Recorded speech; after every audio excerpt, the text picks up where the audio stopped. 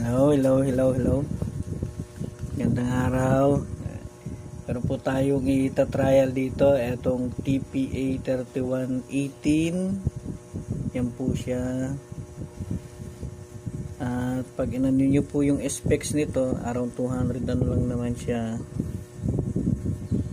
Ang specs po nitong product na to ay 25 ano yun? 25 to 45 45 watts by 12 volts to 24 volts.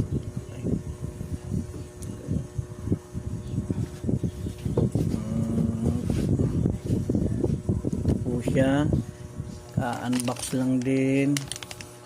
Ito na po yan. Ayan. Naka bluetooth na rin po yung board nya. Ang power supply nya po is 12.5, pero higher pwede pa siya. Dali lang naman to gawin.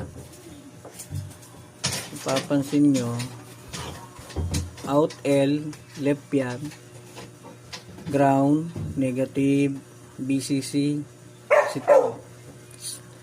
out R. Kung ingay kong.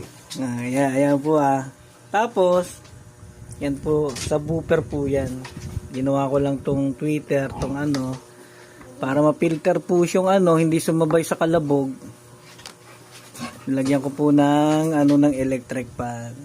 Sabi ni Jeff Repairman. Shout out, boss.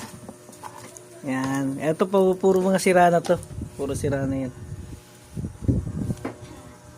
Tapos ganito kalaki yung nakakabit yan.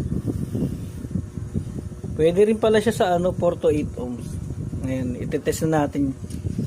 Ita-trial na natin yung tugtog.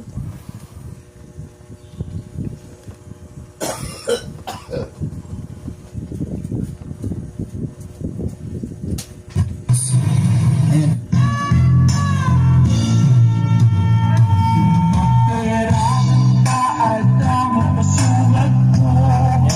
babibrate yung tape.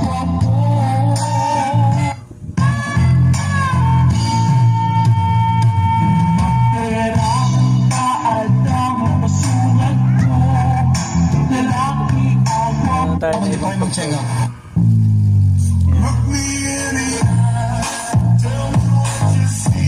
Natin yung volume niya.